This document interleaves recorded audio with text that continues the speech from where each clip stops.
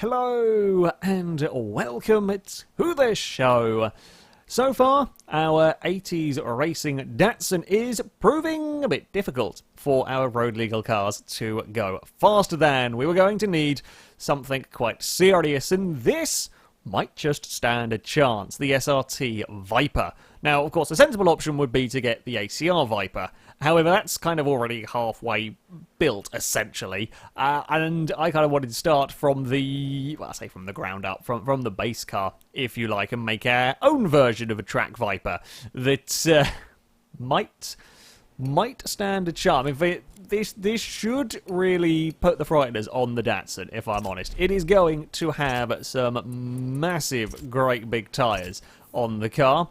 We will, of course, in fact, it has already got sports, it's got some homologation parts on the car. I forgot this one. I think I won the car or level up reward or something. I don't know. It's got some homologation parts. Either way, we are going to, I don't know why it went to the rear. When we're doing the front tyres, we're going to have 305s at the front. They are bloody big front tyres, and we're going to have 365s at the back. Only a few cars get bigger. I think the Ferraris, the F40 that gets like 3, I think something gets 395s. It might be the F40, it might be the GT40 or something. Yeah, 365s there is. These are big tyres on this car, and that is good news for us in terms of grip, in terms of corner grip, and in terms of traction as well. We will have we'll have the aero parts on the car, race splitter and a race wing. Perhaps not quite as impressive as the ACR's wing, but the Forza wing is okay and shall be giving us some downforce. Now, we can actually swap the engine. 6.2 litre V8 supercharged? Is that the Hellcat engine? You can put the Hellcat engine into the Viper. I didn't actually know you could do that with the SRT Viper. You can go for the Hellcat engine if you want. I'm not going to go for the Hellcat engine. We're going to keep it with the Viper's standard, I say the standard V10. I mean, it is standard for now. I'm going to put a supercharger on it because I want supercharger noise. I want supercharger noise rather than turbocharger noise on my on my Viper, so there we go. Now we will grab all of these upgrades around here. In PI wise, I would be expecting this Viper to be getting toward, well, I would expect it to be getting towards P class, but judging by the PI's standing at the moment, don't know what we're going to see. We do already apparently have brakes and suspension installed. Do we have anti-roll bars? Yes, we do. Do we have a roll cage? Nope. I will have that. Thank you very much. It's probably got weight reduction. It does indeed have weight reduction on the car. I'm considerably surprised by the PI of this vehicle so far. Now, engine-wise, it probably doesn't have much in terms of upgrades on here because whatever class it was running in, yeah, the restrictions for the class was 650 horsepower and the car was pretty much that powerful, that powerfuler as much power. It was basically at the top of that anyway, so didn't really need to worry about sticking on power bits. I'm actually very surprised by the PI of this vehicle, considering the cars that we were running in the pretend IMSA. How much difference does the race tyres don't make that much. So what people don't realise is the race tyres in the world of Forza don't actually make a huge amount of, I mean, they do make a difference. They don't make as big a difference as people think. PI wise, yeah, I'm very surprised by the PI of the Viper, because the IMSA cars, this thing is going to ending up with, okay, well, there we go, stick it up to 1,000. Yeah, this will be a little bit more powerful than the IMSA cars that we had. But PI-wise, we are well down on the likes of my Ford, for example. And this thing should handle well. Now, in terms of PI, we are up there with the, what's it called? We're up there with the Datsun. Pretty much, I think the Datsun was about 860. We're up there with the Datsun. We're up there with the Impreza. Now, the Impreza was nowhere near as fast as the Datsun, but this thing should be significantly better through the corners, and I'm hoping, I think one of the things that we have been struggling with is the braking.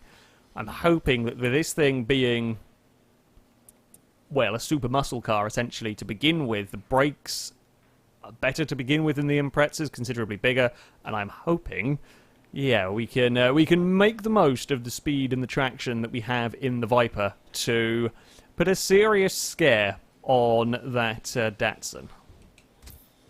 So, we are off to the Lime Rock Alternate Circuit with our Viper. I'm going to have 6 laps to try and go faster than a 55.3. That is the target time. Our fastest road car, however, a 58.0. We should beat the Impreza. I would expect this to beat the Impreza. However, beating the Datsun is going to be difficult to say the least. But this is a serious contender, I feel, and it's immediately nice. Actually, very, very good through that first corner through sort of turn 2, turn 3 area here. The Viper, looking promising, and we can use all of that 1,000 horsepower up towards the next corner we go. That's a lot of traction in this. For a car that is this powerful, that is remarkably good on the traction front. Have I left that too late? Brakes aren't bad either, considering the speed we're going to be getting out of this car and the braking performance we're getting out of it. Yeah, that's pretty damn impressive. Around the final turn we go. I think I can be a little bit braver through there. What is this opening lap going to be? It's a 59.5. Already beating the Mercedes. Already beaten the... might not quite have beaten the Fairlane. To be fair, it might not quite have gone faster. Still, that is a very, very quick opening lap. Although we do need to now go and find 4 seconds. The rolling start will be some. I'm not sure it's quite going to be 4, but I'll do my very best to find it. Oh, it's a little too aggressive on the old power delivery. That's actually about right. For a second I thought I'd brake too late, but that was actually pretty spot on as we rise up over the hill. It's a couple of seconds we've got. Oh god, really pushing my luck into this final chicane. It's not quite got the exit I wanted. The kind of curb the grass on the inside. Oh, and that's a wheel on the grass around the final corner. That's not quite what we wanted from the Viper at all there. Bugger. Okay, well, it's a 57.7. It will still be the fastest lap we have had. Definitely more time in it. Very, very scruffy final sector, and it might have costed a little bit coming on towards this lap with a wonky final corner. As soon as you sort of just brush the grass, it will drag the car left or right, depending on what bit of the grass you hit and so on, and that can throw you out of whack for the next few corners.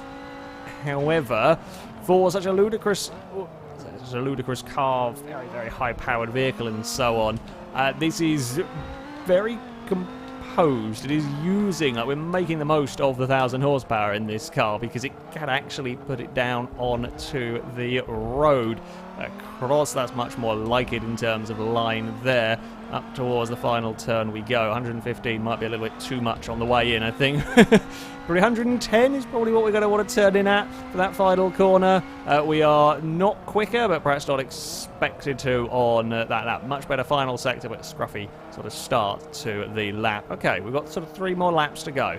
3 more laps to go in which to find 3 seconds or so. We can do a second a lap. That would be nice. That would be very nice. I'm not sure that that we quite can. Change up into third. I can't quite be flat with that change up, and I'm a little bit out of position actually all the way in the braking zone, but kept it neat and tidy. Got to be a little bit wary as we go over the crest there. It's caught out many a car so far, that crash. The Viper, though, again, the speed that this takes is greater than just about everything else, barring the Datsun, so it should come together, hopefully, to be a decent lap time. Wasn't a better first sector, much, much better final sector. 56.6, that's more like it. That's more like it. We just need another second out of you. We've found one of the seconds that we needed. We just need another one now. Sorry, it's actually only 2 seconds we needed. It's only 2 seconds. I'm sure we can struggle with that one. Come on, Viper. Easy does it. Maybe keeping it in third around these first corners is a good idea. That might have worked because we don't have big turbos to worry about any lag in the car. There's plenty of power, plenty of torque to get away with leaving it in third gear through there. We found another couple of tenths. That's looking promising for the Viper. Into this final section we go, clobber our way across the curve. That was just about on the limits of, of the track. Might even be a little bit sneaky, but there we have it. Oh, it's a wheel on the grass. I don't know whether how much that's going to have hindered us. It's quicker, but we would have lost maybe a little bit with that grass excursion. I'm liking the car. This is remarkable.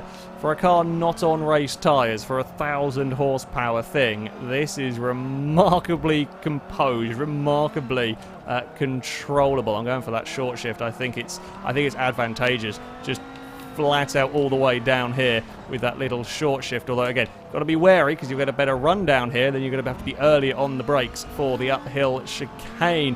That's very nicely done around there. We're even quicker than we did last time. However, we were a little bit wonky through this final sector last time, so there may be some speed to be made up if we can get everything right through here. It's not quite... the final corner. I've run it in a bit too deep again. Might be better than the last one. No, it wasn't. There's a couple of tenths. There was a couple of tenths in that first sector, and then I just couldn't get the final corner as fast as we had done previously. Just couldn't do it.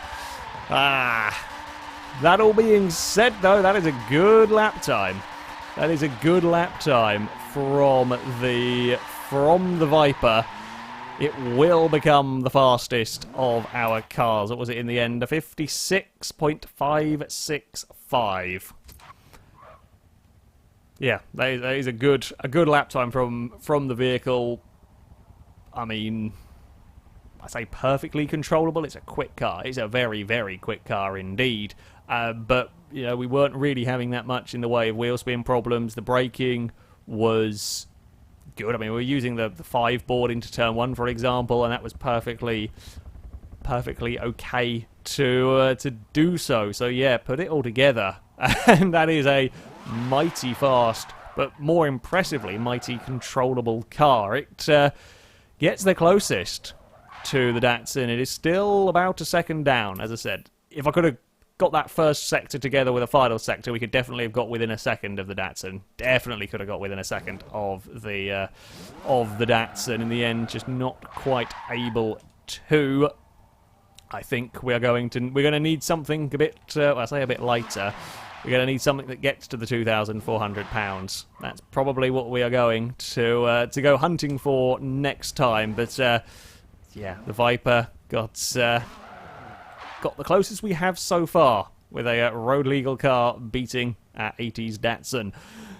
That though is going to be it for this video. Thank you very much for watching, and until next time, goodbye.